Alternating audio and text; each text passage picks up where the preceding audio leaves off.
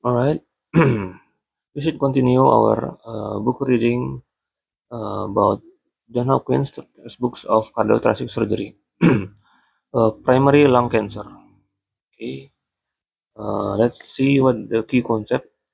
Epidemiology. Lung cancer is a leading cause of preventable death, attributed to smoking and environmental exposure.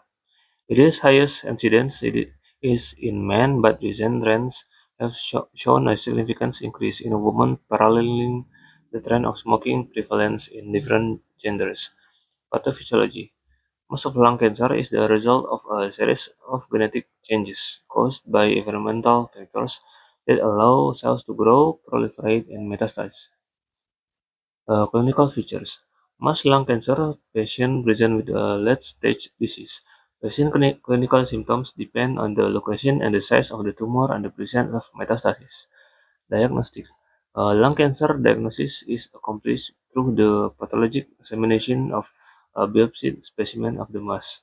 Clinical staging is based on a combination of patient history, physical exam, and radiographic information along with pathological examination of the primary tumor, mediastinal lymph nodes, and any suspected site of metastasis.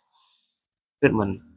Lung cancer patients are treated with surgery, radiotherapy, or chemotherapy. Surgery and radiotherapy are used for local and regional lung cancer.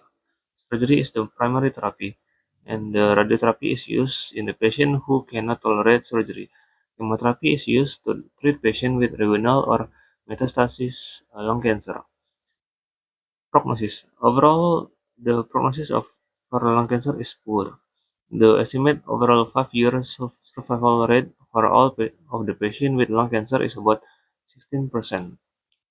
However, patients with resected pathologic early stage lung cancer can achieve a 5 year survival rate of 70 to 80%. The type of and pathologic stage of lung cancer is the best predictor for prognosis. Introduction. Historical highlights. Lung cancer once considered rare at the beginning of 20th century became a frequently diagnosed disease by the mid 1930s. Osner and DeBakey attribute the increased incidence of the rise in smoking, a link that was later supported by the findings of a case control study in 1939. The surgical treatment of lung cancer has evolved over time.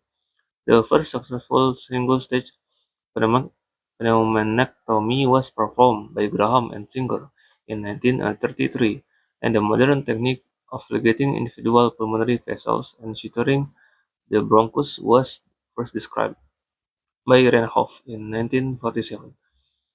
Pathology. Lung cancer originates from epithelial cells. The two broad categories of lung cancer are non-small cell lung cancer (NSCLC), which constitutes about 80% of lung cancer, and small cell lung cancer (SCLC). If we recap in the chapter before, it is discuss about two of categories lung cancer, NSCLC and SCLC. Yes, memory. Next, non-small cell lung cancer. First, adenocarcinoma. Adenocarcinoma is the most common type of NSCLC. It's a malignant epithelial tumor with a glandular differentiation of mucin production. Adenocarcinoma are white, fleshy, solid tumors that are usually located in the periphery of the lung and involve the pleura and the chest wall in 15% of the patient. There are 5 macroscopic growth patterns of adenocarcinoma. The most common pattern is peripheral tumors with desmoplastic fibrosis retracting the overlying pleura. Other patterns include the central or endobronchial adenocarcinoma, diffuse pneumonia-like consolidation or papillary growth, diffuse pleural thickening or pseudomesotheliomatous carcinoma, and adenocarcinoma arising in the background of underlying fibrosis. There are 4 distinct histologic patterns or subtypes of adenocarcinoma. They are acinar, papillary, bronchioalveolar, and solid adenocarcinoma with mucin production. It is uncommon to have an adenocarcinoma consisting entirely of one histologic patterns. Most tumors have mixed histology, although one subtype is frequently dominant. Immunohistochemistry of adenocarcinoma reveals the expression of the epithelial marker cytokeratin 7 or CK7 and thyroid transcription factors 1 or TTF1. As the name implies, TTF1 is a protein that not only regulates transcription of genes specific for thyroid, but is also specific for lung. Patient with lung tumor that is positive for TTF1 but negative for thyroglobulin, a protein produced exclusively by thyroid, confirm that the tumor arises from the lung.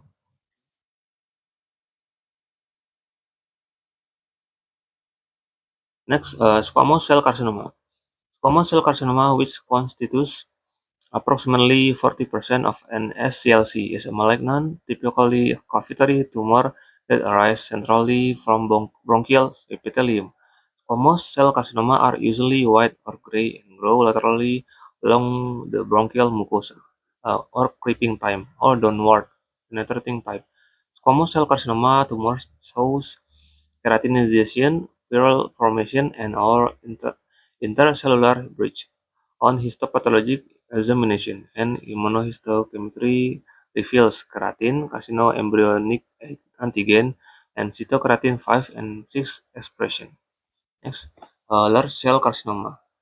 Large cell carcinoma, which constitutes about 9% of an SCLC, is poorly differentiated epithelially tumor consisting of sheets or nests of large polygonal cells with vesicular nuclei and prominent nucleoli. Large cell carcinoma is usually diagnosed by excluding other tumor types during histopathologic examination. Most large cell carcinoma are located in the peripheral lung and invade the visceral pleura, chest wall, and adjacent structure. Next, neuroendocrine tumors. Neuroendocrine tumors range from indolent to aggressive. The four types of neuroendocrine tumors, typical carcinoid, atypical carcinoid, small cell lung cancer, and large cell neuroendocrine carcinoma, all exhibit organoid nesting, palissading a trabecular pattern and a rosette-like structure. The main criterion used to distinguish the different types of the neuroendocrine tumor is the number of mitosis per 10 high-power field magnification. Typical carcinoid tumors have 2 mitosis or less and do not have necrosis, and atypical carcinoid tumors have between 2 and 10 mitosis or evidence of necrosis, and small cell lung cancer and large cell neuroendocrine carcinomas have 11 or more. A constellation of features distinguish small cell lung cancer and large cell neuroendocrine carcinoma. Large cell neuroendocrine carcinoma has cytologic features of an SCLC with large cell size, low nuclear to cytoplasmic ratio, vesicular chromatin, and frequent nucleoli. On the other hand, small cell carcinomas has scant cytoplasm and absence of or faint nucleoli. Immunohistochemistry of neuroendocrine tumors reveals cytokeratin, chromogranin, synaptophysin, CD57, and CD56 expression.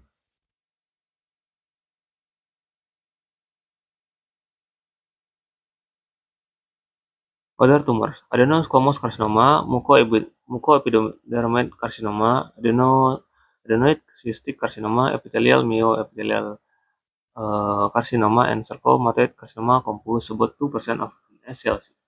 Next, small cell lung cancer. Small cell lung cancer is an epithelial tumor that consists of small cell with a scant cytoplasm well-defined borders, finely granular nuclear chromatin, and absence of nucleoli. Small cell lung cancer is usually a hilar or perihilar mass with mediastinal lymphadenopathy. The tumors are typically white and soft, friable mass with extensive necrosis. Immunohistochemistry of small cell lung cancer reveals TTF1, CD56, and chromogranin, and synaptophysin expression. Pathophysiology. Development of lung cancer is considered as a rise of genetic changes induced by environmental factors, which leads a normal cell to develop into cancer. These genetic changes are mutation of the tumor oncogenes and tumor suppression, as well as the change in the tumor microenvironment that allows the tumor to grow and metastasize to other organs. Oncogenes and tumor suppression. The two most common types of an SCLC are adenocarcinoma and squamous cell carcinoma, both of which develop from normal epithelium into invasive cancer through the series of genetic mutation of a tumor oncogene and tumor suppressors. In adenocarcinoma, the first histologically noticeable changes is, is the development of atypical adenomatous alveolar hyperplasia, which then develops into bronchoalveolar carcinoma and ultimately invasive adenocarcinoma.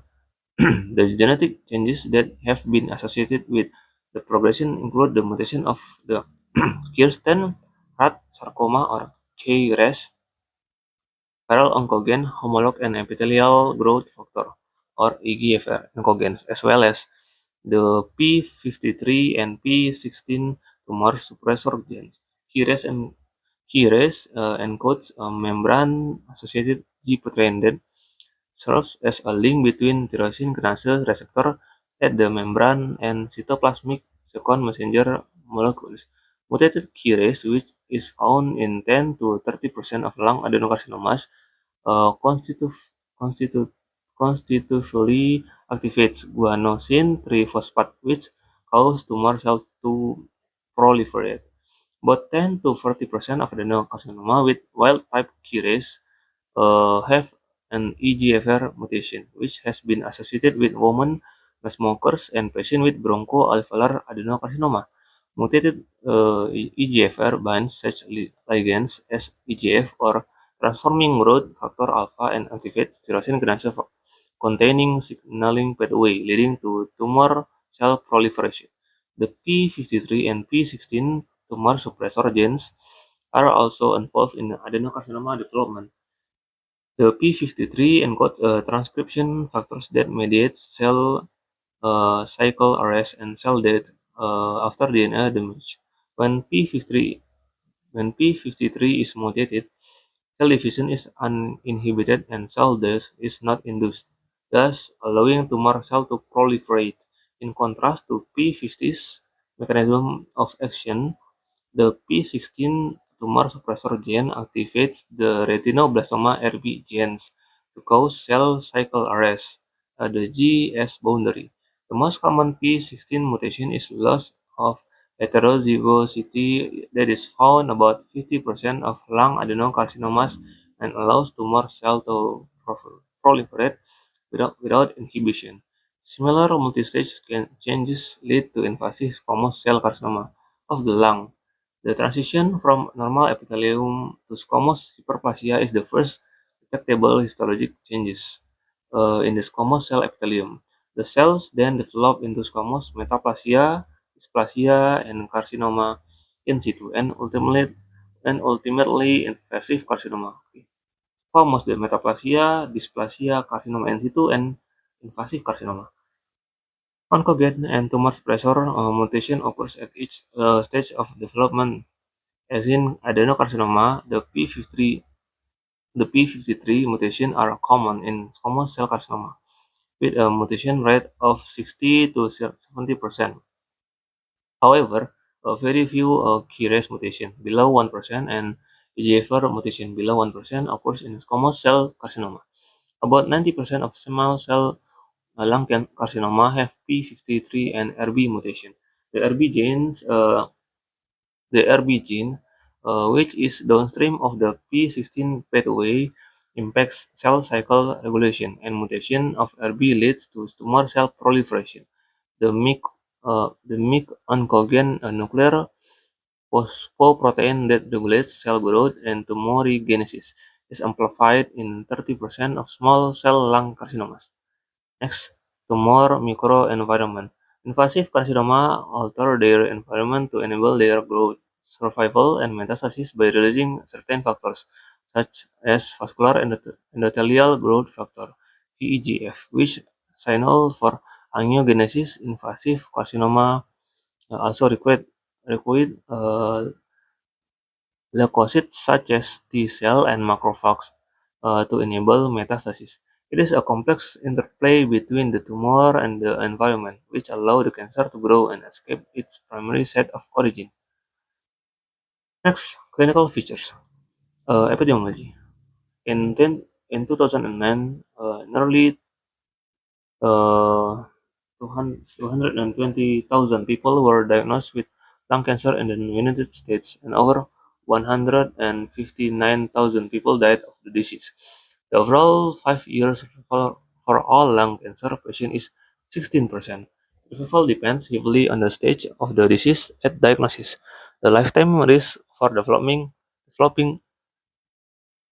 lung cancer in the United States is 1 in 14.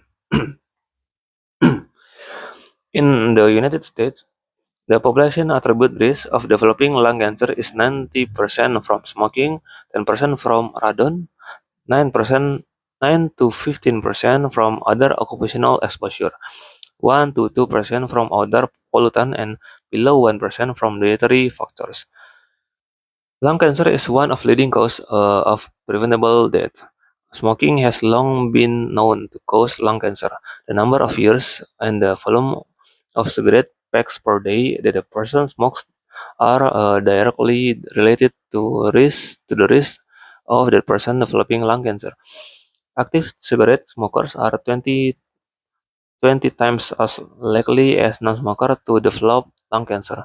Quitting smoking reduces a smoker's risk of developing lung cancer. However, this reduced risk never equalizes that of a never smoker. In a never smoker, 25% of lung cancer are due to secondhand smoke. Studies have shown that people regularly exposed to second-hand smoke have 30% of higher risk of developing lung cancer than people who have never been or are rarely exposed to second-hand smoke. The second leading cause of lung cancer is radon, the first occupational carcinogen associated with lung cancer. Other occupational hazards include arsenic, chromates, chloromethyl ethers, nickel, polycyclic aromatic hydrocarbons, and asbestos. Both smoking and asbestos exposure are independent risk factors for lung cancer. Combined, they act synergistically to further increase the risk of developing lung cancer. The pattern of lung cancer incidence in the United States over the years reflect cigarette use among men and women. The rapid rise in smoking prevalence first occurred in a man, and then a parallel rise was seen in a woman 30 years later. This same pattern has also been seen in lung cancer prevalence. The lung cancer incidence among men, although still much higher than among women, has peaked and begun to decline. However, lung cancer incidence in women continue to rise. Racial differences have also been identified. Currently, African American men are the highest risk for lung cancer, although African American women and white women have the same risk for developing lung cancer. African American men have significantly higher risk than the white men for unknown reason. Latinos, Native Americans, and Asians or Pacific Islander have significantly lower risk of lung cancer than white and African American. A family history of lung cancer is also increased once risk developing the disease. Some research, some researchers have postulated that consuming fruits and vegetables has a protective effect against lung cancer. Screening. RCT performed by the National Lung Screening Trial Research Team showed that patients who had low dose CT performed yearly for 3 years showed that 20 relative reduction in mortality from lung cancer compared with patients who underwent 3 annual screening of chest radiography. The group enrolled 53,040 154 patients who were at a risk for developing lung cancer and followed them for 5 years.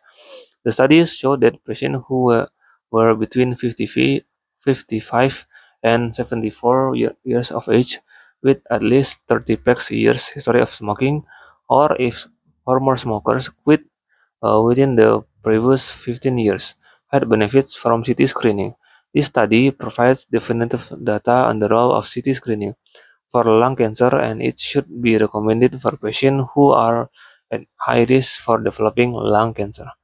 Clinical presentation. Lung cancer patients are typically in the 5th to 7th decades of life. Patients with early stage lung cancer have clinically silent tumor, and they are a minority. Most patients present with symptoms due to advanced disease. Pulmonary symptom. Cough is the most common presenting pulmonary symptoms in the lung cancer patient. Other pulmonary symptoms include dyspnea, hemoptysis, and sputum production. Tumors obstructing in the airway may cause atelectasis, obstructive pneumonitis, and or pneumonia. Tumor invasion into the bronchial artery or the other major blood vessel can cause hemoptysis. Pleural effusion caused by tumors may result in dyspnea. Non-pulmonary symptoms. Like many other cancer patients, lung cancer patients sometimes present with weight loss, fatigue, malaise, and anorexia. Patient can also present with symptoms caused by tumor invading adjacent structures. Focal chest pain suggests chest wall or spinal involvement from local invasion or bone pain stemming from metastatic disease.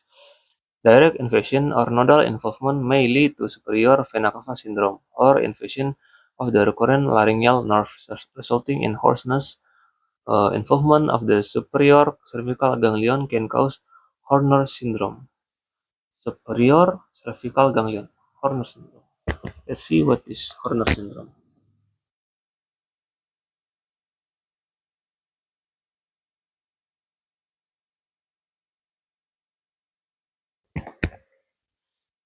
Hmm, okay. Disruption of sympathetic nerve pathway supplying the one side of phase and A. Ptosis, meiosis, and anhidrosis. Okay. Which is characterized by unilateral facial anhidrosis, ptosis, and meiosis. Shoulder and arm pain may occur if an apical tumor invades the brachial plexus. Although lung cancer can metastasize to every part of the body, most commonly metastasize to the brain and bones, causing a number of dis- distinct symptoms. Lung cancer metastasis in the bone can cause bone pain and/or pathologic fractures. Metastatic lesion in the brain is seen about 10% of the patient with lung cancer, and it can cause neurologic changes. Additional common sites of metastasis include residual lung, liver, and adrenal glands. About 10% of NSCLC patients present with paraneoplastic syndrome. Okay. The most common sign associated with paraneoplastic syndrome is clubbing. In addition, patient may manifest endocrine symptoms such as hypercalcemia, Cushing syndrome, syndrome of inappropriate antidiuretic hormone, hypersecretion, carcinoid syndrome, and hypercalcitoninemia, hyperglycemia, and hyperthyroidism. Diagnosis and staging. And see also chapter 3. Diagnostic studies. Chest radiograph showing lung nodules should be compared with previous imaging studies to determine whether the nodule is new or has grown. Patients with new or growing nodules and patients for whom previous imaging studies are unavailable should undergo chest CT to determine whether the nodule has feature indicative of malignancy. Features such as non-calcified speculated lesions are very concerning for malignancy. They are predictive scoring system based on both radiologic and clinical features. If malignancy is suspected, diagnostic CT guide fine needle aspiration biopsy of the nodule should be performed. The bronchial ultrasonography or magnetic navigation system can be used to guide fine needle aspiration biopsy. if CT guidance is not possible. If image guided fine needle aspiration biopsy is not possible, or if the risk of malignancy based on clinical and radiographic features is very high, then video-assisted thoracoscopic surgery or VATS or open thoracotomy and biopsy can be done to obtain a definitive diagnosis. Staging. The clinical staging is performed using different tests to obtain the most accurate tumor node metastasis staging of the patient. The T tumor size extent can be determined by the CT scan of the chest. Next, the M and N stage are determined using positron emission tomography or PET-CT to identify metastatic disease and determine medicinal lymph node involvement. If the patient has any neurologic symptoms, magnetic resonance imaging of the brain is performed to evaluate the brain for evidence of metastatic disease. A PET or CT is used for lung cancer staging is not ideally suited to detect metastatic lesion to the brain. If there are positive lymph nodes in the mediastinum based on the PET or CT, or the patient has a very large or central primary tumor, then endobronchial ultrasonography with transbronchial biopsy or mediastinoscopy is used to evaluate the mediastinum for a metastatic disease.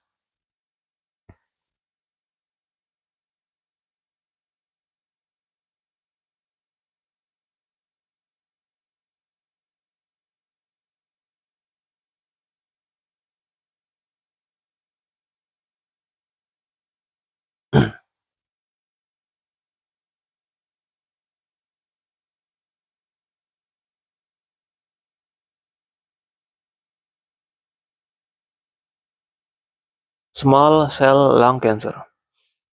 Small cell lung cancer is classically been staged as either limited or extensive disease.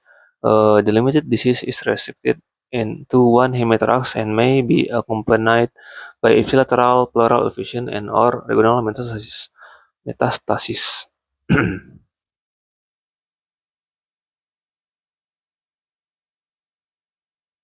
In the ipsilateral and contralateral hilar, mediastinal or supraclavicular lymph nodes.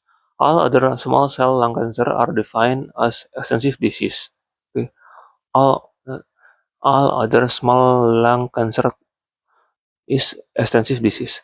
The recent edition of the staging system does advocate the TNM staging should also be used in staging small cell lung cancer, non-small cell lung cancer. The guideline for a 7th edition of NSCLC staging system were set forth by International Association for the Study of Lung Cancer. This TNM system provides information about the extent of the primary tumor, extent the metastatic disease in the regional lymph nodes, and absence of the present in distant metastasis. The system can be applied to both clinical and post-resection histopathologic assessment of NSCLC.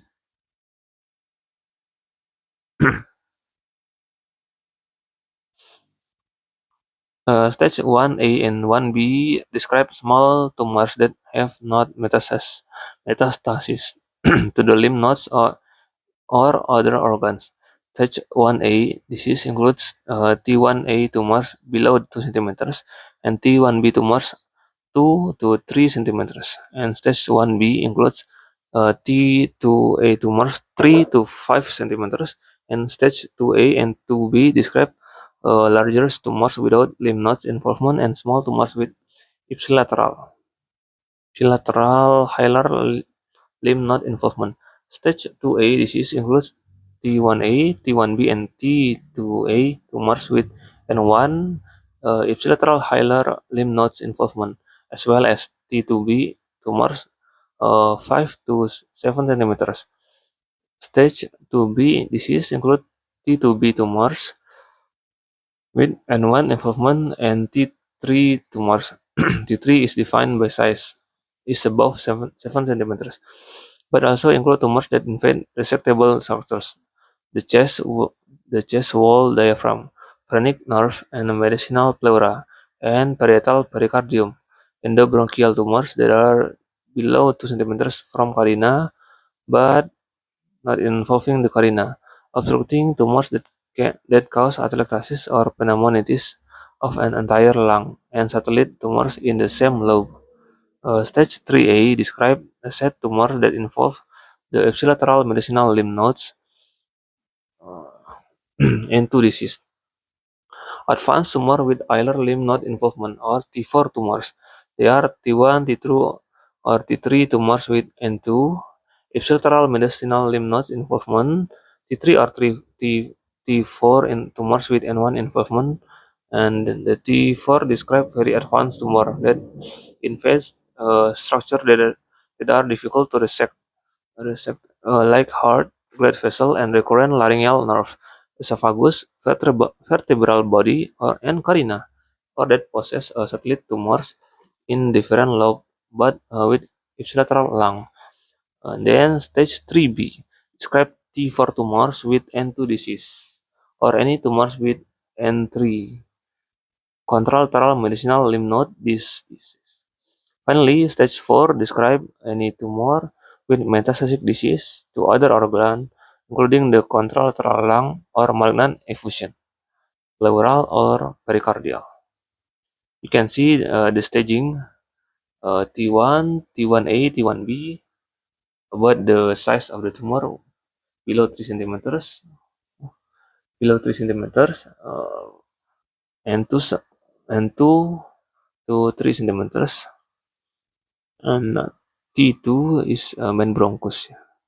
T2A, T2B, 3 to 5 centimeters, or T3 is above 7 centimeters, and T4 is medicinal involvement, heart, blood vessel, carina, trachea, esophagus, vertebrae, spread tumor nodules in differential ipsilateral lobe, and nodules is including the nodes involvement, and one is ipsilateral peribronchial or ipsilateral hilar, and two is subcardial ipsilateral mediastinal, and three is contralateral mediastinal or hilar. And M metastasis. M1 is distant metastasis. M1A separate tumor nodule in contralateral lobe, pleural nodule or malignant pleural or pericardial effusion, and M1B is distant metastasis. Feature of staging. Despite the improvement of prognostication with the revised staging system, patients in each stage remain heterogeneous with respect to their individual outcome. For example, 20 to 30% of T1A and 0M0 tumor cell recurs despite their early stage. Clearly, this is due to the inherent biology of the tumor, which is not reflect an anatomical staging system. Krotz et al. Have shown that the 14 gene signature can be used to determine prognosis in patients with small node negative lung tumor. The study shows that the 14 gene signatures can show which subgroups of patients may have worse prognosis. This may eventually lead to addition biologic or B category to our TNM classification. Next, multimodality therapy. There are three modalities to treat lung cancer, like one surgery, radiotherapy, and last chemotherapy. Conceptually, radiotherapy and surgery are therapies directed at local and regional disease. Radiotherapy and metastatic disease. For curative intent, surgery does provide better overall survival compared with radiation for local disease. Radiotherapy is still curative option, especially for patients who cannot tolerate lung resection, secondary to reduce lung function or significant comorbidities. Radiotherapy can also be used for palliation of symptomatic metastatic disease, especially in the brain and the bone. Below are some general guidelines for specific clinical stages. We can see in the figure 9.1 is tumor staging system. International Association for Study of Lung Cancer nodal chart with stations and zones. And we can see in supraclavicular zones is 1, low cervical, supraclavicular, and sternal nodes. And superior mediastinal nodes 2R is upper paratracheal, upper paratracheal right and left. Prevascular is 3A, okay. 3B is retrotracheal, is brown. Okay, 4R is lower paratracheal and right and left. Okay, aortic nodes. 5 is subaortic and 6 is para-aortic, ascending aorta or phrenic. Okay. 7 is subcarinal. 8 is paraesophageal below carina. 9 is pulmonary ligament. 10 is hilar. 11 is interlobar. 12 is lobar. 13 segmental and 14 is subsegmental.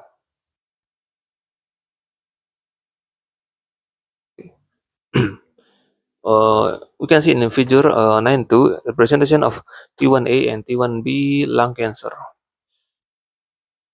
If tumor below 2 centimeters is T1A, superficial spreading tumor of any size with its invasive component limited to the bronchial wall, which may extend proximal to the main bronchus. Okay. Tumors below 2 centimeters, any associated bronchoscopic invasion should not extend proximal to the lobar lobus. And tumor above 2 centimeters and below 3 centimeters. This associated bronchoscopic invasion should not extend proximal to the lobar lobe bronchus. Okay. Next, stage 1 and 2 non-small cell lung cancer. Surgery is the most recommended initial treatment for patients with stage 1 or 2 lung cancer. If pathology reveals positive margins following lung cancer resection and the patient cannot tolerate additional pulmonary resection, radiotherapy can be offered to reduce the rate of local recurrence. Radiotherapy is also advocated in a patient with early stage disease who cannot tolerate lung resection because of poor medical condition or poor pulmonary function. Adjuvant chemotherapy should be considered for patients with pathologic stage 2 lung cancer as it has been shown to improve disease-free survival. Next, surgery. The main goal of lung cancer surgery is in patients with stage 1 or 2 disease are to completely remove the tumor, all associated hilar intrapulmonary lymph nodes, and the least sample the ipsilateral mediastinal lymph nodes. If the tumor is locally invasive to nervous structures, and block resection should be performed, and the margin sample using frozen section biopsy to ensure that all the tumor is resected. Similarly, frozen section evaluation of the bronchial margin should be performed. If either margin is positive, then appropriate resection should be performed until a negative margin is obtained. If positive margin remains and the patient cannot tolerate further resection, postoperative radiotherapy to the involved margin is warranted.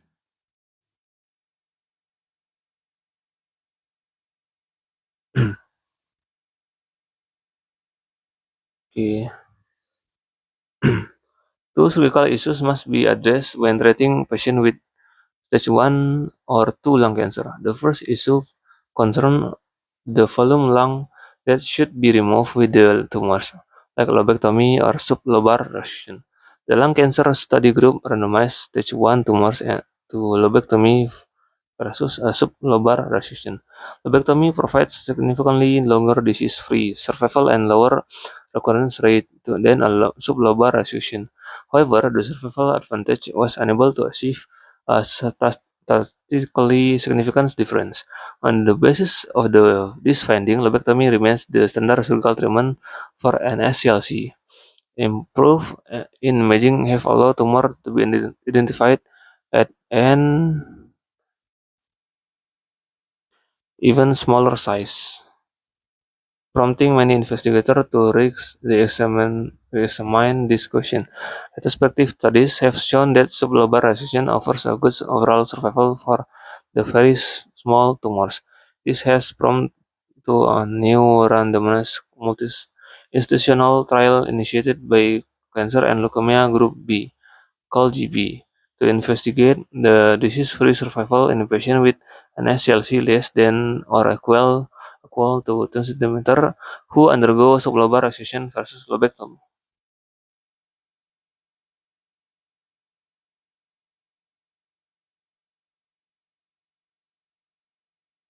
The second issue concerns the value of extended medicinal nodal dissection. Specifically, does the addition of the complete nodal resection in a patient with no evidence of medicinal nodal involvement confer any survival benefits? The American College of Surgeons Oncology Group, ACOSOC, trial investigate whether medicinal lymph node dissection provide any benefit in lung cancer patient with T1 or T2 tumors, N0 and N1 disease, and no evidence of N2 disease based on intraoperative nodal sampling, 1 to 2 nodes removed from each accessible nodal at the time of thoracotomy. Their initial findings reveal no increased risk associated with the addition of complete nodal resection. However, subsequent findings reveal no difference in local and regional recurrence rates or survival between patients who receive lymph node sampling and patients who receive full medicinal lymph node dissection.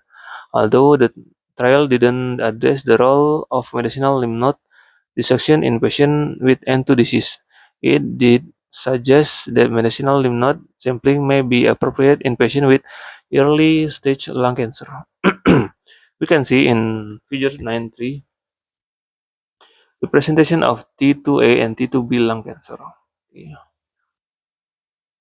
Okay, tumor above 3 centimeters and below 5 centimeters, or tumor below 5 centimeters, and infection of the visceral pleura, and tumor involves main bronchus 2 centimeter or more distal to carina, and the tumor above 5 centimeters and below 7 centimeters, 2A and 2B. Wow. And N is representation of N1 and N0 and N1 lung cancer. No regional lymph node metastasis, and N1 is metastasis in ipsilateral or intrapulmonary, peribronchial, or hilar lymph nodes, including nodal involvement by direct extension. Okay. We can see chemotherapy, neoadjuvant therapy. Neoadjuvant therapy role for stage 1 and 2 lung cancer was under investigation when studies demonstrating the effectiveness of adjuvant therapy were published. Unfortunately, these findings mandated the closure of the ongoing randomized trials of neoadjuvant chemotherapy for early stage disease. Still, some clinical situations may derive benefit from a neoadjuvant course of chemotherapy. Dear Pierre et al. Found that while neoadjuvant therapy provide no overall survival advantage compared with surgery alone in patients with stage 1 and stage 2 lung cancer, neoadjuvant chemotherapy did shrink the tumor and thus facilitate lobectomy in patients who require pneumotomy at disease onset. This study showed that 62% of patients who received neoadjuvant chemotherapy had a decrease in the size of the tumor. A similar finding was seen in the Southwest Oncology Group trial that looked at induction chemotherapy in early stage of NSCLC. Next, adjuvant therapy. A meta-analysis performed by NSCLC collaborative group of early adjuvant chemotherapy trials showed that there was a trend toward benefit for patients who are given adjuvant platinum-based chemotherapy compared with patients who had surgery alone. There was an absolute survival benefit of 5% over 5 years. Subsequent trials have shown that adjuvant chemotherapy may be patients with resected pathologic stage 2 and SCLC, and the benefit for stage 1B were mixed. Staging was based on the sixth edition of the staging system. In patients with good performance status, adjuvant chemotherapy is begun with 2 months of curative resection. The most frequent studied adjuvant chemotherapy regimen for stage 1B or 2 lung cancer is kis, cisplatin plus vinorelbine for 3 or 4 cycles. Cisplatin plus vinorelbine for 4 cycles. Five trials have investigated the use of adjuvant chemotherapy after curative resection in lung cancer patients. And we can see in figure 5 is 9.5 is representation of T3 lung cancer. Is the tumor above 7 centimeters and phrenic nerve or parietal pericardium invasion or diaphragmatic invasion or chest wall invasion, including pancreas tumor without invasion or vertebral body or spinal canal, encasement of the subclavian vessel or unequivocal involvement of the superior branch of the brachial plexus, or invasion of parietal pleura of the mediastinum, or additional tumor nodules in the lobe of the primary. Okay. And we can see in figures 9.6 the presentation of N2 lung cancer. Metastasis in ipsilateral mediastinal and or supranal lymph nodes, including skip metastasis without N1 involvement. Metastasis in ipsilateral mediastinal and or supranal lymph nodes associated with N1 disease. Okay. The adjuvant lung project Italy enrolled 1,209 patients who underwent curative resection for stage 1 to 3A disease. Okay. And were randomized to receive either placebo or mitomycin, vindesin, and cisplatin for 3 cycles. The study found no survival benefit with adjuvant chemotherapy. However, critics of the study felt the aggressive triple chemotherapy regimen and the high percentage of patients who receive adjuvant radiotherapy lead to poor outcome in the adjuvant group and may explain the lack of benefit. Four trials have used cisplatin-based doublets. Three were positive, whereas one trial showed no difference. The International Adjuvant Lung Cancer Trial (IALT) randomized patients and cooperative surgery for stage 1 to 3A lung cancer of 2 cycles of cisplatin-based chemotherapy or observation and found a 4% absolute increase in overall survival and 5% absolute increase in disease-free survival in the chemotherapy arm. The adjuvant nefelbine International Trial Association or ANITA trial randomized 840 patients with completely resected pathologic stage 1 to 3A to 4 cycles of cisplatin plus vinorelbine or observation and found a significantly higher survival rate in the treatment arm than in the observation arm. The National Cancer Institute of Canada adjuvant study randomized 4,182 patients with stage 2, stage 1B or 2A or 2B lung cancer, either observation or treatment with cisplatin and vinorelbine, and found markedly improve absolutely survival of 15% in 5 years in the treatment arm.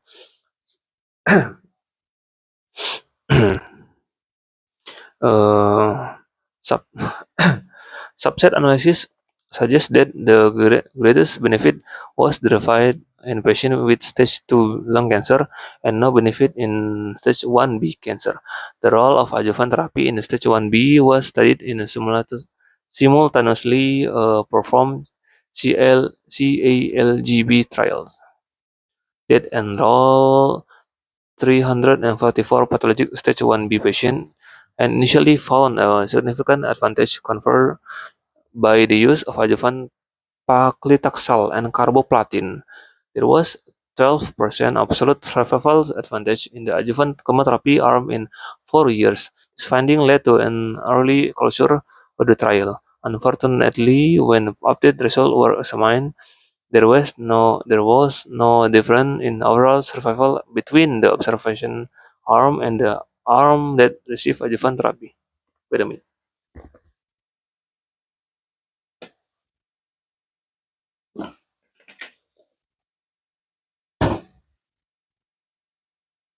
The use of adjuvant chemotherapy for completely resected stage 2 and SCLC should be strongly considered for all patients, since the subset analyzed CALGB 9633 and 3 didn't show significant benefit for adjuvant chemotherapy in pathologic stage 1B patient. Most oncologists will consider its use only in the selected cases such as very large tumor without nodal involvement.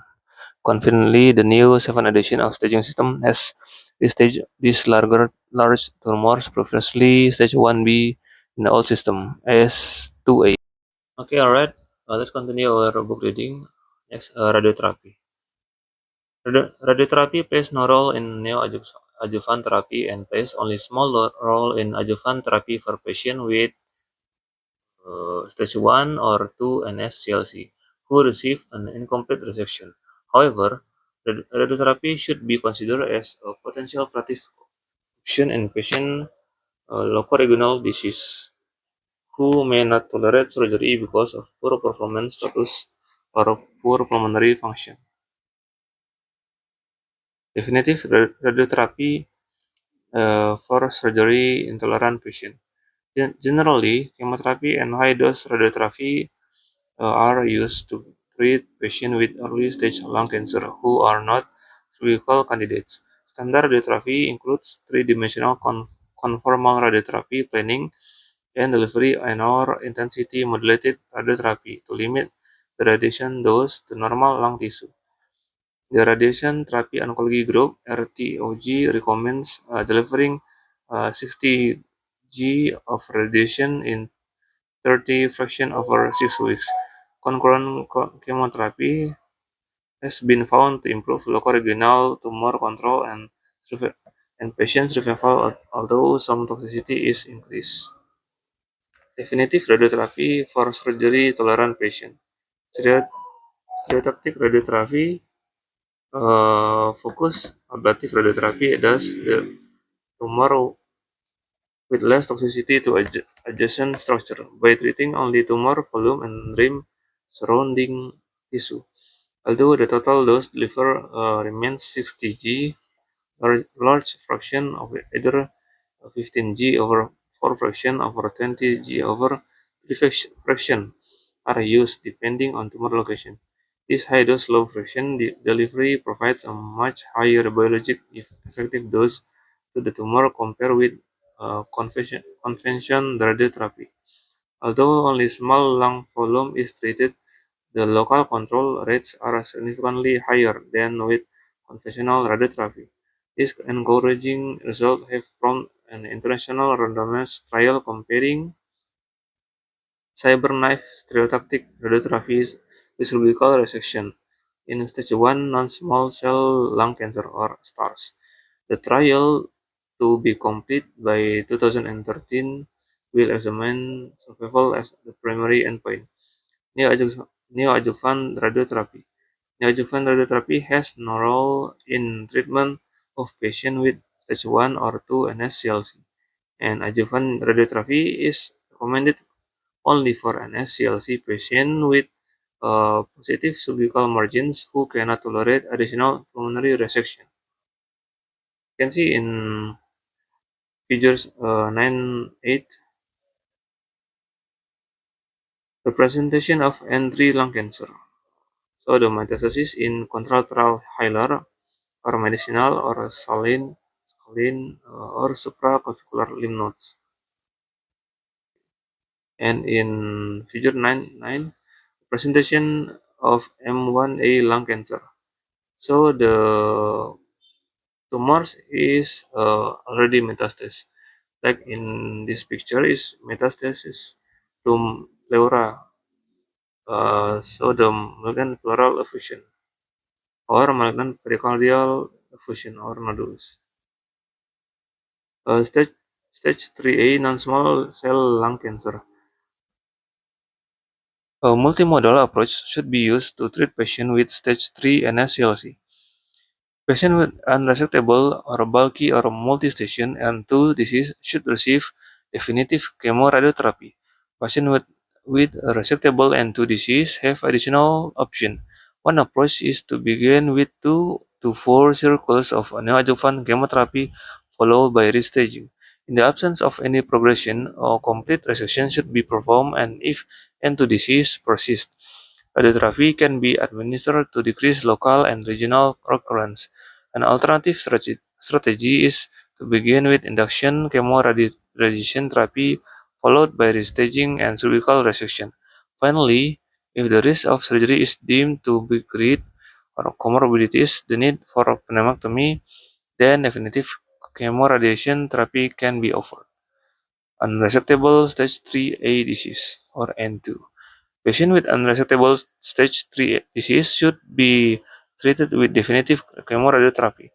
Van der Merk et al. Evaluated patients with unresectable N2 disease at presentation and found that the disease rarely become resectable following neoadjuvant chemoradiotherapy, and surgery provide no overall survival benefit. Resectable stage 3A disease N2. These two strategies are generally used to treat patients with resectable stage 3A disease. One strategy involves neoadjuvant chemotherapy, and the other strategy involves neoadjuvant chemoradiotherapy. Neoadjuvant chemotherapy surgery and neoadjuvant radiotherapy. Roth et al. And Russell et al. Found that neoadjuvant chemotherapy plus surgery impart a survival advantage over surgery alone in patients with stage 3A disease. However, both studies have been criticized for having a small number of patients, no requirement for pathologic nodal staging, and in the result study, poorer than expected outcomes in the surgery-only group. However, despite the criticism, both studies have continued to remain positive even at late analysis.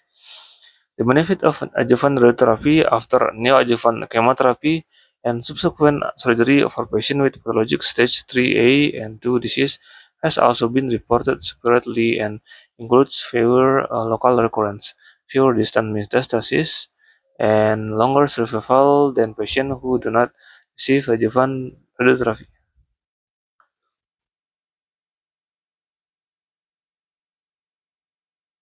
Neoadjuvant chemotherapy and surgery. At the same time, investigators were examining the impact of neoadjuvant chemotherapy for stage 3A and NSCLC. Other investigators were evaluating the benefit of neoadjuvant chemoradiotherapy followed by surgery compared with surgery alone. Early results appear promising with survival of advantage similar to those seen in the Roth and Russell studies. Close examination of this data suggests that a new question center on the additional benefit surgery over beyond definitive chemoradiotherapy. This prompted a subsequent CALGB trial to see if surgery provide additional benefit for this stage. The study initiated chemoradiotherapy, and after completing a preoperative dose of radiotherapy, patients were quickly restaged. If there was no progression, patients were randomized to surgery or completion of definitive radiotherapy. The trial began in 1993 and due to slow accrual was finally stopped short of its planned enrollment and published in 2009. Albin et al. Found no difference in survival between patients with resectable N2 disease who were treated with neoadjuvant chemoradiotherapy and surgery and patients with resectable N2 disease who were treated with definitive chemoradiotherapy alone. However, a subset analysis of patients in the surgery group revealed that neoadjuvant chemoradiotherapy imparted a survival advantage in patients who underwent lobectomy, but no survival advantage in patients who underwent pneumectomy. So the survival advantage in patient lobectomy, but no in pneumectomy. Pneumectomy after chemoradiotherapy was associated with a very high mortality, and this increased surgical risk appeared to erode any oncologic benefit derived by the addition of surgery in this patient. Most investigators will therefore still offer surgery after chemoradiotherapy. If tumor resection can be accomplished by with lobotomy, if pneumotomy is possible, neoadjuvant chemotherapy may be better alternative. Stage 3A and T4 or N0 or N1. Invasion of the carina, superior vena cava, vertebral body, heart, great vessel, and esophagus are considered to be T4 tumors. In this patient with N0 or N1 status, does seem to have survival advantage with radical surgical resection. With negative margin and in the absence of N2 disease, surgical resection should be offered is technically and physiologically feasible. The role of neoadjuvant or adjuvant chemotherapy, although not rigorously investigated, does seem appropriate as an extrapolation of result from its use in 3A disease. The benefit of adjuvant radiotherapy is determined on a case-by-case basis. Stage 3B and non-small cell lung cancer.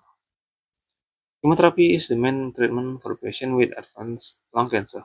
A platinum-based doublet is reported to achieve median survival duration of 9 months and overall 1-year survival rate of 30% and is considered a first-line therapy for this patient. Targeted therapies may have the potential to cure patients with advanced disease. Local therapy, when appropriate, is performed with radiotherapy. Uh, Next, chemotherapy. First line chemotherapy. Chemotherapy is the mainstay of therapy for stage 3B and 4 disease. Surgery and radiotherapy do not provide significant benefit in this setting. The first line regimen is platinum-based doublet such as cisplatin or carboplatin plus docetaxel or paclitaxel or vinorelbine. Cisplatin and carboplatin triggers apoptosis by cross-linked DNA. Docetaxel and paclitaxel are antimitotic agents that stabilize the microtubule assembly to cause apoptosis. Vinorelbine, also an antimitotic agent, inhibit microtubule depolymerization and triggers apoptosis. Patients with non-squamous cell histology, no brain metastasis, no significant hemoptysis, and good performance status may benefit from addition of bevacizumab, an anti-angiogenic agent. Uh, Antimitotic agents that stabilize and the microtubule assembly to cause apoptosis. Vinorelbine, also antimitotic agent, inhibits microtubule depolymerization and triggers apoptosis. Patients with non-squamous cell histology, no brain metastasis, no significant hemoptysis, and good performance status may benefit from the addition of bevacizumab, an anti-angiogenic agent. Next, second line or additional chemotherapy and targeted agents. If the patient fails first line therapy, additional chemotherapy using new agents can be administered based on the patient status and tumor type. In addition, there are now targeted biologic agents that may be used to treat this group of patients. erlotinib, an EGFR tyrosine kinase inhibitor, is considered a secondary agent for patients in whom first-line therapy for stage 3B or for NSCLC has failed. In one study, patients who received erlotinib and had significant longer progression-free period and overall survival than patients who received placebo. Rash and diarrhea were the two most common side effects of erlotinib. Erlotinib has not shown benefit in patients with KRAS mutation, but it has been found to be effective among patients with high number of EGFR gene copies and mutations. In addition, pemetrexed, which inhibits the formation of precursor purine and pyrimidine nucleotides, has been approved for second-line therapy. Next, radiotherapy. Treatment for treatment of stage 3B disease. Patients with stage 3B disease are often treated with concomitant chemoradiation therapy as curative approach, although the 5-year survival for patients with documented stage 3B disease treated in this manner is 15%. Treatment of stage 4 disease. The role of radiotherapy in patients with advanced NSCLC is limited to the palliation of symptoms that include superior vena cava obstruction, hemoptysis, neurologic symptoms, chest, shoulder, arm, and bone pain. Radiotherapy doesn't effectively relieve bronchial obstruction from atelectasis or vocal cord paralysis due to tumor invasion of the chronic or recurrent laryngeal nerve. Radiotherapy has been shown to improve symptoms stemming from the metastatic disease in the brain and bones and can also reduce or eliminate paraneoplastic syndromes, especially those caused by adrenocorticotropic hormone and antidiuretic hormone overproduction. Radiation pneumonitis is a potential side effect of radiotherapy in patients with advanced NSCLC. A single radiation dose of 8 to 10 G can damage normal lung tissue. The, con- the concurrent use of chemotherapeutic agents such as bleomycin, dactinomycin, carmustine, cyclophosphamide, and methotrexate increase the side effect of radiotherapy. Radiation pericarditis occurs up to 5% of patients. Dysphagia caused by radiation-induced inflammation of the esophagus, which rarely leads to obstruction and often resolve after a short period of time, may also occur. The most serious complications of radiotherapy are myelopathy and Brown support syndrome. Surgery. Treatment of stage 4 oligometastasis to the brain or adrenals. Surgery has been reported in two unique presentations of stage 4 disease. Retrospective studies have demonstrated a long-term improvement in survival for patients with surgical resected localized lung cancer and solitary metastasis to the brain or the adrenal compared with historical survival of stage 4 patients. In lung cancer patients with solitary brain metastasis, aggressive resection of the lung and metastasis followed by the whole brain irradiation is over if the morbidity and mortality associated with the treatment is acceptable. In this non-randomized study, patients who underwent definitive treatment at both sites had an overall median survival of 26 months, whereas patients who did not receive definitive therapy had over survival duration of 13 months. In NSCLC patients with isolated adrenal metastasis, the adrenal mass and primary lung cancer should be resected if possible. The 5-year survival rate among patients who undergo resection of both the primary tumor and adrenal mass is 26%. Next, special tumors. Small cell lung cancer. Patients with limited small cell lung cancer should receive locoregional and prophylactic cranial radiotherapy in addition to chemotherapy. Patients with primary tumors less than 5 cm of whom mediastinoscopy is negative may be benefit from lobectomy with medicinal lymph node resection. Patients with large tumor or any lymph node involvement should receive chemotherapy and medicinal radiotherapy. Chemotherapy is the main treatment for patients with extensive small cell lung cancer. Pancoast tumor. Pancoast tumor which are located at the apical pulmonary groove, like superior sulcus, are very difficult to resect because they often involve the vertebral bodies. Brachial plexus and subclavian plexus. Optimal management of these complex tumors doesn't yet exist. An investigation of multinodal treatment of Pancoast tumor showed a reasonable survival rate with neoadjuvant chemoradiotherapy and surgery.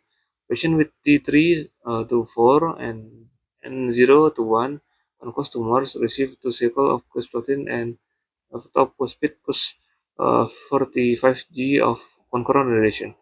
Patients were restaged after neoadjuvant therapy. Patients who didn't have distant metastasis or local progression underwent resection and adjuvant chemotherapy. Patients rated in this resection had overall 5-year survival rate of 44%. The study showed that a multinodal approach to treating patients with Pancoast tumor is feasible and result in high rate of complete resection and complete response.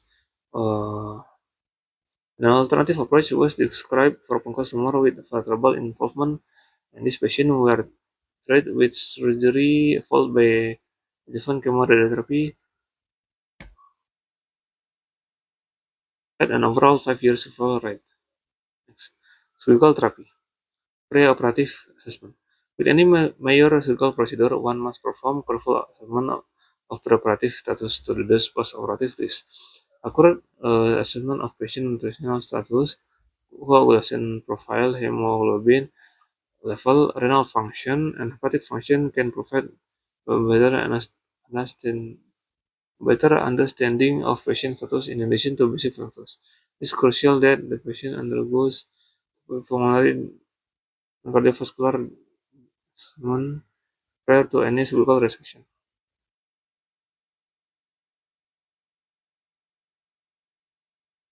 Okay.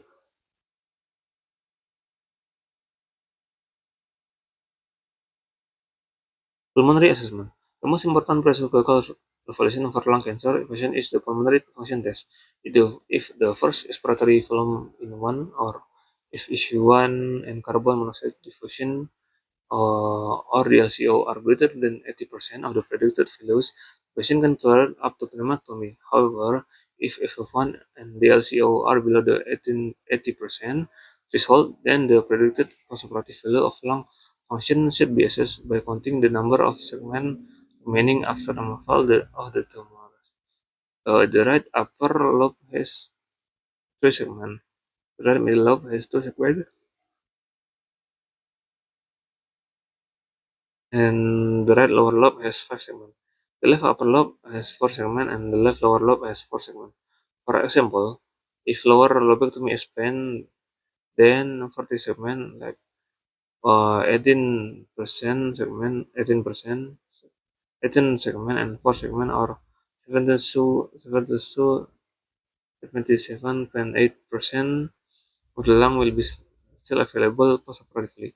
For a patient with postoperative FEV1 of 60%, the postoperative predicted value should be 77% of 60% or 47% of FEV1. For patients with obstructing tumors resulting in segmental or lobar pneumonic collapse, this estimate is no longer adequate, since the segments that will be removed are no longer contributing effectively to the patient's overall pulmonary function. A similar study is seen when resecting lung bags function. A similar situation now is seen when resecting lung risks significant damage secondary to emphysema. For this patient, measuring the percentage of perfusion and ventilation in the part of the lung to be resected provides a more accurate measure of postoperative lung function.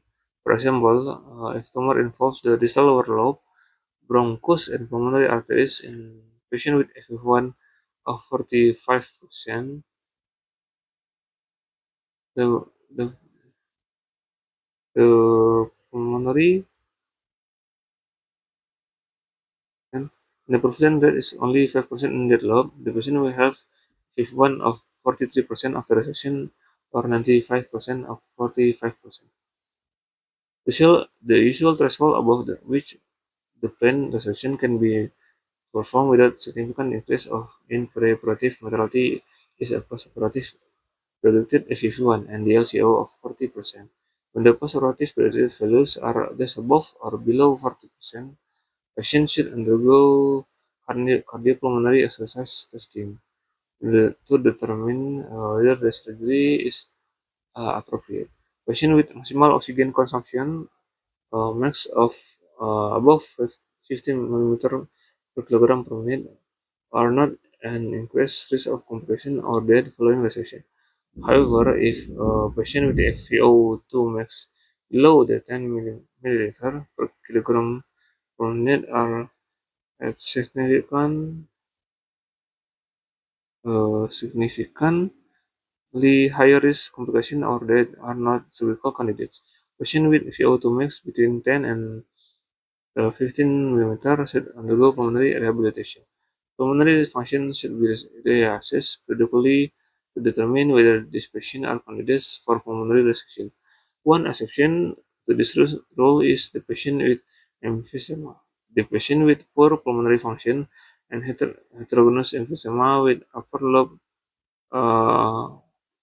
upper lobe predominance who underflow tumor in upper lobe may be benefit from lung volume reduction surgery (VRS) along the resection of the lung cancer.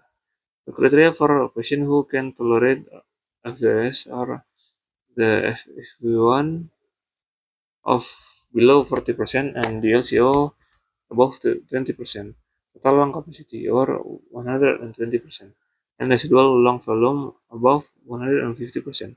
Rigorous pulmonary rehabilitation is necessary in patients who are going to undergo LVRS.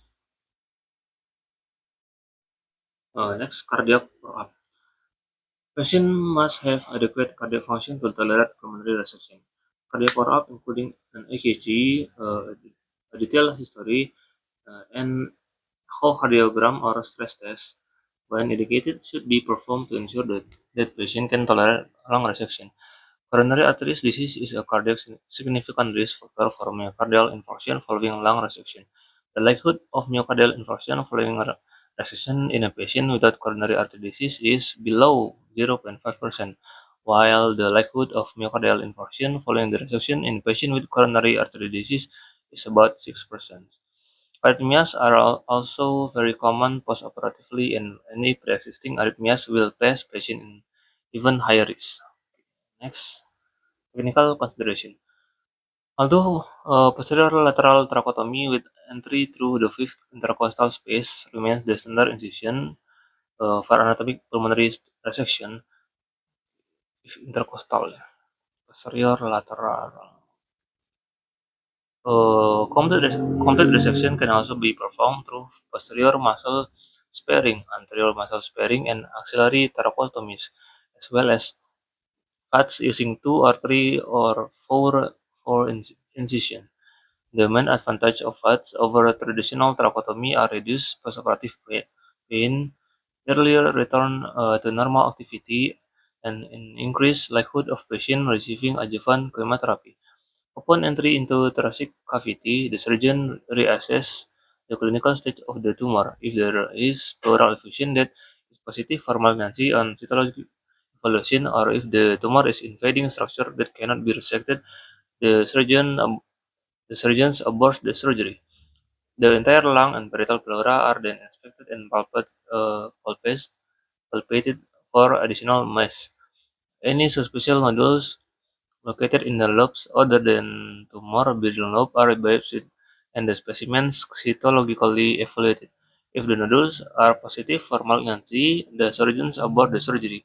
If there are malignant appearing but broad-based and or dense adhesion to the chest wall, the surgeon determines whether the tumor can be resected with negative margins. If the tumor is deemed resectable, the surgeon divides the inferior pulmonary ligament and renders the lung completely atelectasis. The pulmonary vessels are now dissected along the plane of Leriche. The perivascular plane may be absent in the presence of long-standing granulomatous or tuberculous disease. After major chemotherapy or thoracic radiotherapy, and in cases of reoperation in this situation, proximal control of main pulmonary artery and the two pulmonary veins may be necessary before the more peripheral arterial dissection can be started. During an open operation, the pulmonary arterial and venous branch can be ligated in any order, although there is theoretical concern of pulmonary congestion when the pulmonary vein is ligated first. Other collateral vessels between the lobes usually compensate adequately. During VATS lobectomy, the order in which vessels are ligated is more defined, with the pulmonary vein often taken first. Bronchial exposure should not be involve stripping the bronchial surface of its adventitia. Aggressive dissection may compromise the vascular supply of the bronchus and lead to impaired healing and bronchial dehiscence. Overlaying nodal tissues should be cleared, and major bronchial arteries should be clipped just proximal to the point of division. Bronchial closure has been greatly facilitated by the use of automatic staplers. The stapler applied but not yet fired, the remaining lung should be ventilated to determine whether there is any impairment of ventilation secondary to stapler placement to close to a proximal lobar bronchus. Only when the absence of ventilatory impairment has been confirmed should the stapler be fired. When the bronchial length is limited, the surgeon may perform the suture closure of the bronchial stump rather than attempting to force stapler around the bronchus. A vascularized rotational tissue flap should be used to reinforce the bronchial closure whenever there is high risk of bronchial stump dehiscence, such as in the presence of active infection, steroids, chemotherapy, radiation, or poor nutritional status. Red lung. Red hilar dissection. First, the lung is then rotated posteriorly and the pleura is incised posterior to the course of the phrenic nerve, which usually passes close to the base of the superior pulmonary vein. The phrenic nerve is carefully and gently mobilized anteriorly to expose the superior pulmonary vein and inferior pulmonary vein. Next, the right upper lobe is then rotated more inferiorly to provide a better view of the superior aspect of the hilum and allow complex exposure of the truncus anterior branch. Finally, the lung is rotated anteriorly and the right main bronchus, right upper lobe bronchus, and right bronchus intermedius are exposed. Okay, right pneumonectomy. After hilar dissection, the lung is rotated inferiorly and posteriorly. The main trunk of the right pulmonary artery is exposed as it exits the pericardium posterior to the vena cava. The ligation and division of the right pulmonary artery can be accomplished using a vascular stapler or dividing the vessel between clamps and oversewing with 3-0 non-absorbable sutures. Next, the lung is rotated posteriorly, and the superior pulmonary vein is mobilized on its superior and inferior aspect with the blunt and sharp dissection, then encircled, ligated, and divided using a vascular stapler. Division between clamps and oversewing with a 3-0 non-absorbable sutures is also acceptable. The lung is then retracted superiorly and the inferior pulmonary vein is dissected, ligated, and divided in the same manner as the superior pulmonary vein. After dividing the major vessels, the lung is retracted anteriorly and the subcarinal lymph nodes are mobilized. The bronchial artery originates at the apex of the carina anteriorly and should be clipped.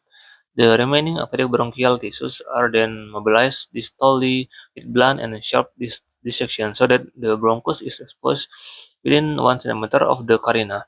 A thick tissue stapler is oriented so as to approximate the anterior cartilaginous and posterior membranous wall, and the bronchus is divided distal to the stapler line. On the right side, the coverage of the pneumonectomy stump with variable tissue is preferred, especially if the patient has received or will receive chemotherapy and or radiotherapy. The ideal tissue for coverage is either a rotated intercostal muscle flap harvested during entry to the chest or a pericardial fat rotational flap. The flap is secured with carefully placed four zero polypropylene sutures. Right upper lobectomy. Two branches of the pulmonary artery, the truncus anterior and posterior ascending arteries, enter the right upper lobe. The truncus anterior is the first branch of the right main pulmonary artery and is typically a large branch that immediately bifurcates into two or three branches. Once the truncus anterior is exposed, it is either suture ligated and divided or transect with a vascular stapler. The posterior ascending artery typically originates from the interlobar pulmonary artery, opposite to the right middle lobe branch. To expose the posterior ascending pulmonary artery, the interlobar fissure is dissected, and the pulmonary artery is exposed at the junction and the major and minor fissures. All the branches are dissected, including the middle lobe, posterior ascending, superior segmental, and basilar segmental arteries. The posterior ascending arteries is often partially obscured by a level 11 interlobar lymph node and the posterior segmental branch of the superior pulmonary vein, which transfers the fissure towards the superior pulmonary vein. If the exposure is adequate, the posterior ascending branch can be ligated and divided or stapled. If the exposure proves difficult, completion of the fissure between the upper lobe and lower lobe can sometimes facilitate this exposure. This is facilitated by dividing the pleura in the posterior hilum along the lateral edge of the bronchus intermedius, a level 11 lymph node located between the right upper lobe bronchus and the bronchus intermedius is then removed to allow exposure of the posterior ascending branch of the pulmonary artery. A right angle clamp can be passed from the interlobar fissure between the superior segmental branch of the pulmonary artery and the posterior ascending pulmonary artery to the posterior hilar dissection. The fissure can then be complete with either a medium or thick tissue stapler. Next, superior pulmonary vein is dissected, and the upper and middle lobe branches are carefully identified. The branches draining the upper lobe are then ligated and divided or stapled. Attention is now turned to completion of the minor fissure. Dissection continues along the lateral surface of the pulmonary artery until the right middle lobe artery is identified. A right angle clamp can be passed from this location posteriorly to the interlobar dissection. The minor fissure is then complete through the serial application of thick tissue staplers. The upper lobe is retracted superiorly and posteriorly, and the pulmonary artery is gently retracted anteriorly. The bronchus is circumferentially exposed to the right upper lobe, and all nodal tissue surrounding the right upper lobe bronchus is swept distally so that it can be included with the specimen. Once the adequate length of the right upper lobe bronchus is exposed, the lung is rotated anteriorly to allow visualization of the course of the bronchus intermedius. The right upper lobe bronchus is compressed with a thick tissue stapler, and the right lung is ventilated to confirm that the bronchus intermedius has not been compromised. Once confirmed, the stapler is fired and the bronchus is divided distally. Right middle lobectomy. The initial steps in the right middle lobectomy can begin with the interlobar dissection described above. There can be one dominant or two smaller middle lobe arteries. Once the anatomy has been confirmed, the arterial branch to the middle lobe can be individually ligated and divided. If additional exposure is needed before ligation, the minor fissure can be completed to yield added exposure of proximal middle lobe artery. Once the arteries are divided, the lung is rotated posteriorly to expose the superior pulmonary vein. The branches to the upper middle lobes are carefully identified, and branches to the middle lobe are ligated and divided. The minor fissure is completed as described above. Once complete, the surgeon will have a clear view of the posterior segmental branch of the superior pulmonary vein and the interlobar pulmonary artery coursing posterior and medial to the veins. The fissure between the right middle and lower lobe can be completed using a serial application of the thick tissue staplers by keeping the right middle lobe bronchus superiorly in the right lower lobe with the basilar branch of the pulmonary arteries and the right lower lobe bronchus inferiorly. The middle lobe is then rotated superiorly and posteriorly to expose the right middle lobe bronchus, which usually arise anterior and inferior to the right middle lobe branches of the pulmonary artery. The basilar arterial branch to the right lower lobe are gently mobilized posteriorly to expose the bronchus intermedius and the origin of the right middle lobe bronchus. Peribronchial lymph nodes are located in this region, should be dissected and removed with care taken not to injure bronchial arterial branch. Once the bronchus is free, it is divided and either oversewn or stapled. Right lower lobectomy. Once again, the interlobar pulmonary artery and its branches are exposed in the major fissure. The pulmonary branch to the superior segment and basilar segment of the right lower lobe, posterior ascending branch of the right upper lobe, and right middle lobe branch are identified. The superior segmental and basilar segmental artery is encircled, ligated, and divided. Next, the fissure between the lower lobe and upper lobe is completed as described above for right upper lobectomy. Next, the inferior pulmonary vein is then encircled as it exits the pericardium. This step is facilitated by the dissection of the superior edge of the inferior pulmonary vein, with the lung rotated first anteriorly and then posteriorly. Once encircled, the pulmonary vein is divided with vascular stapler.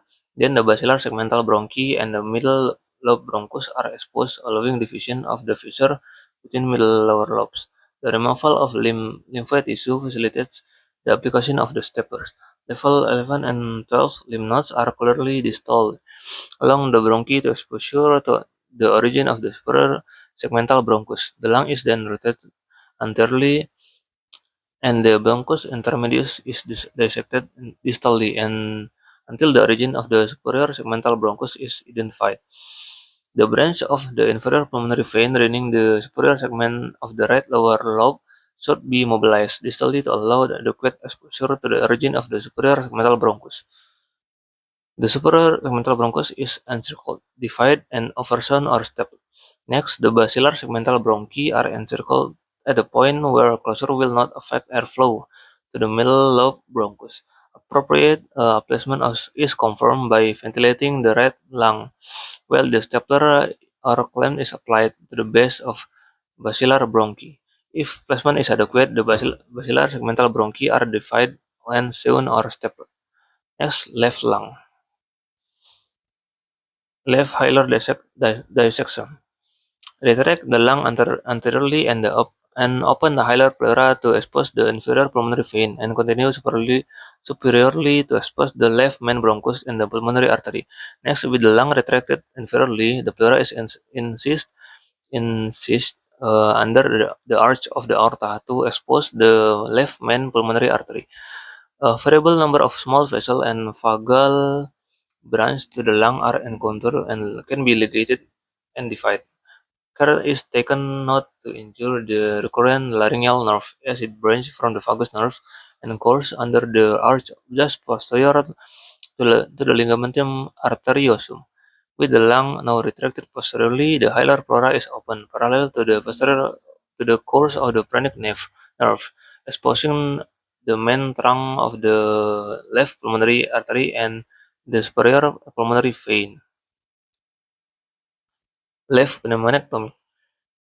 The superior and posterior surface of the main trunk of the pulmonary arteries are dissected as it enters the thorax under the aortic arch. Once the perivascular space is entered, the entire vessel can be encircled with blunt dissection. If the superior pulmonary vein limits access to the anterior surface of the pulmonary artery, it may be ligated and divided first to facilitate arterial exposure.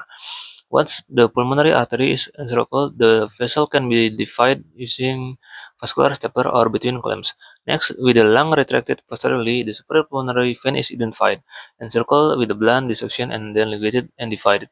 The lung is then retracted superiorly to expose the inferior pulmonary vein. The section is performed on the anterior and posterior aspect of the inferior pulmonary vein, and blunt dissection is used to complete encircle the vein, after which is ligated and divided. Finally, the lung is retracted anteriorly and superiorly. Complete dissection of the suprarenal lymph nodes is performed and facilitated by dividing one or two pulmonary branches of the left vagus nerve and both bronchial arteries. Gentle traction in the conjunction with blunt dissection is applied to allow encirclement of the proximal left main stem bronchus. An effort should be made to encircle the bronchus within 1 cm of the carina. A thick tissue stapler is then placed around the left main stem bronchus and applied within 1 cm of the carina. If the patient has left-sided double lumen tube, ensure that it is pulled back proximal to the carina. The stapler is fired and the bronchus is divided distal to the stapler line. Frequently, the position of the bronchial stump under the aortic arch drip within the mediastinum renders coverage of the stump unnecessary. Left upper lobectomy. If the interlobar fissure is developed with a combination of sharp and electrocautery dissection, the posterior aspect of the fissure between the apico-posterior segment of the left upper lobe and the superior segment of the left lower lobe is completely with cautery with or GIA stapler to expose the proximal portion of the interlobar uh, pulmonary artery. The left upper lobe is then retracted anteriorly and superiorly to expose the arterial branch supplying the upper lobe. This anatomy varies among the patient. Although there are usually three branches, the apico-anterior, posterior, and lingular pulmonary arteries. To the left upper lobe, there may be as many as 7 vessels. Each vessel should be identified and individually located and divided. Although the superior and posterior branch are easily dissected, the anterior-most branch is frequently obscured by an apical branch of the superior pulmonary vein. Division of this venous branch may improve exposure and facilitate control of the arterial branch.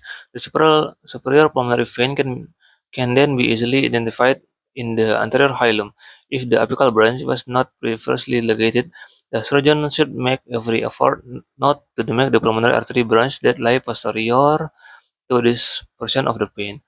The majority of superior pulmonary vein lies anterior to the left upper lobe bronchus. Once this vein is encircled, it is ligated and divided. The fissure between the lingula and the lower lobe is now completed with serial application of tissue staplers. The left upper lobe bronchus is encircled and either clamped or ligated with a thick tissue stapler. To prevent inadvertent injury, the pulmonary artery branch to the lower lobe should be gently retracted posteriorly during the stapler placement. With the stapler clamp, the left lung is ventilated to verify that air is flowing freely to the entire left lower lobe, and the left-sided double lumen tube is moved to ensure the tube is not in the stapler. The stapler is then fired, and the bronchus is divided distal to the staple line. Left lower lobectomy. The section begins again with the interlobar fissure. The pulmonary artery is identified, and the branches to the upper and lower lobe are dissected. The superior segmental artery is encircled, ligated, and divided. The basilar segmental arteries are then encircled to the origin of the lingular artery and ligated and divided, with care taken to preserve blood flow to the lingular artery. The anterior posterior fissure are identified and divided with tissue stapler. The lung is rotated superiorly to expose the inferior pulmonary vein. Once the vein is encircled, it is ligated and divided. Attention is then redirected to the interlobar fissure, and the left lower lobe bronchus is identified. The origin of bronchus is clearly cleared by dissecting nodal tissue distally with blunt and sharp dissection. The upper lobe branches of the pulmonary arteries are generally retracted superiorly to allow placement of thick tissue stapler on the bronchus. With the stapler column, the anesthesiologist ventilates the left lung to confirm the adequacy of airflow to the upper lobe. and the stapler is not entrapping the double lumen tube. The stapler is fired and then bronchus is divided distal to the stapler line. Okay, next complication. High chest tube output. A chest tube is placed after cervical resection to prevent symptomatic pleural effusion. The amount of pleural fluid output over 24-hour period is considered safe to allow removal of tubes has long been debated. However, a single institution retrospective series recently found that symptomatic pleural effusion occur after chest tube removal in just 11 to 2077 patients who had their chest tube removed for below 150 milliliter of non-silous drainage per day. Persistent air leak. Persistent air leak is defined as air leak that occurs for at least 5 days following surgery. The incidence persistent air leak is about 10% for the patient who are undergoing lobectomy based on the Society of Thoracic Surgery. General thoracic surgery database that looked 4,900 cases. A significant smaller incidence of air leak of 3.2% was reported in a single institution retrospective series when the patient undergoing segmentectomy when or which resection were mixed with lobectomy patient. In that series, the patient with a persistent air leak whose lung remained a span of suction were discharged with their chest tube in place. At follow-up, average 16 days later, 57 of the 199 patients had persistent air leak and pneumothorax. All patient chest tube were eventually removed during follow-up. Over the next 3 months, air leak resolved in all but 3 patients who developed emphysema. Pneumonia. About 10% of patients develop pneumonia after undergoing pulmonary dissection. Pneumonia carries a mortality rate of 19 to 26% following lung resection.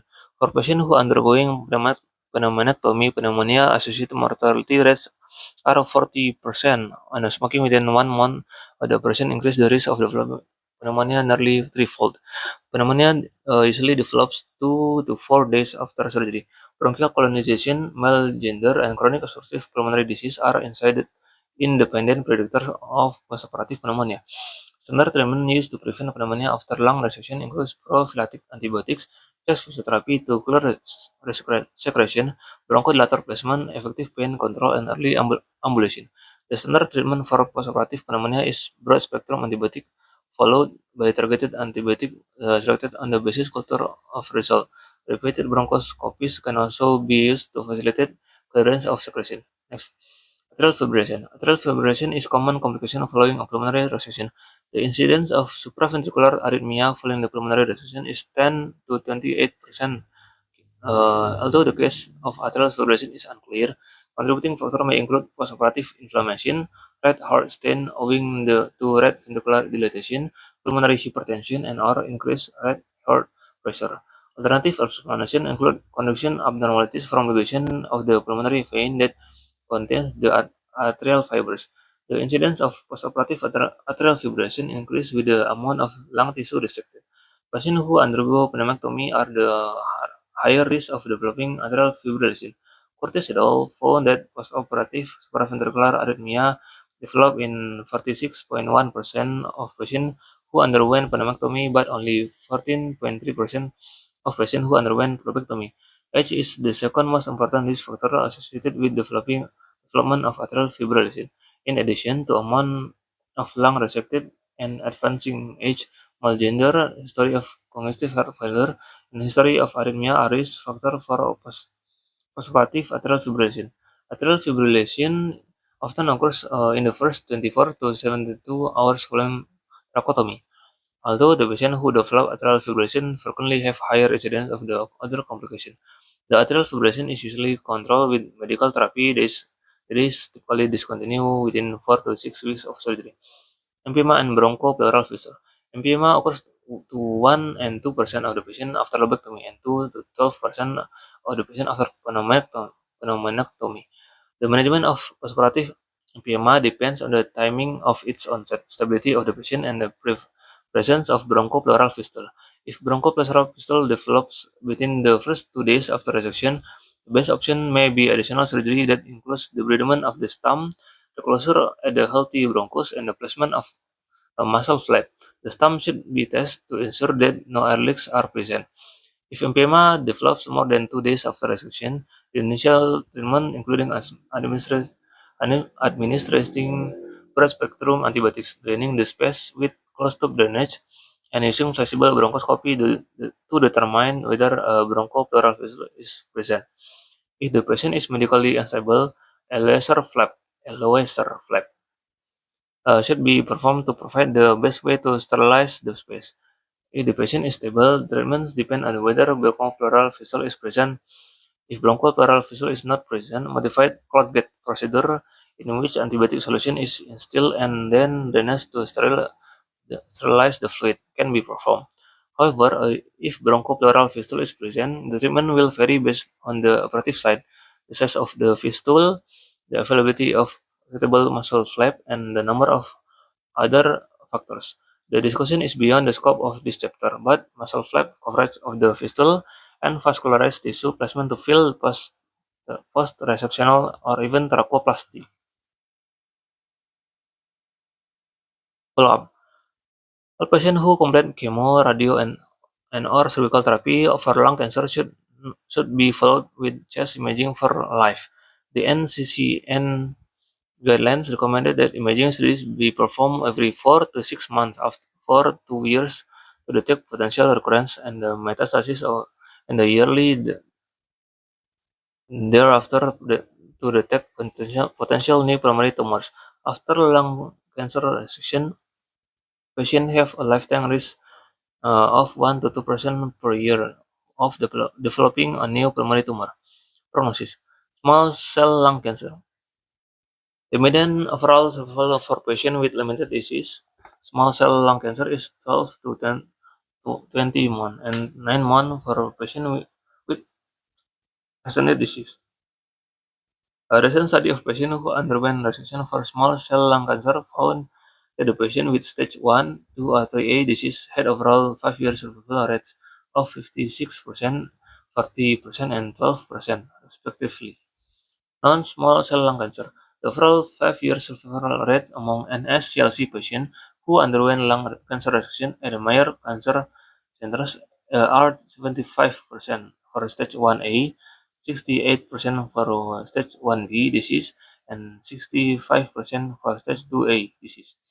43% for the stage 2B disease and 37% for the stage 3A disease.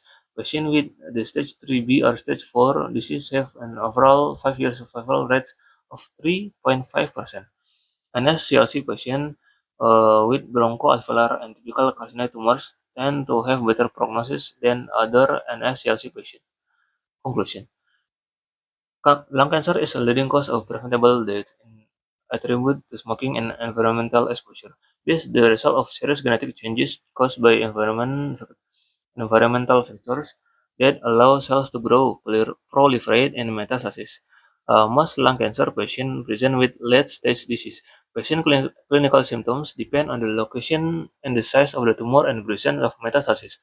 Lung cancer diagnosis is accomplished through the pathologic examination of a biopsy specimen of the mass. Clinical staging is based on the combination of the patient history, physical exam, pathologic, and radiographic information. The patient with lung cancer patient are treated using multimodal therapy. Surgery and radiotherapy are used for local and regional disease. Surgery remains the primary therapy, and radiotherapy is reserved for patients who cannot tolerate surgery. Chemotherapy is used to treat patients with regional and metastatic lung cancer. Overall, the prognosis for lung cancer is poor. The estimated overall 5-year survival rate for all of the patients with lung cancer is about 16%.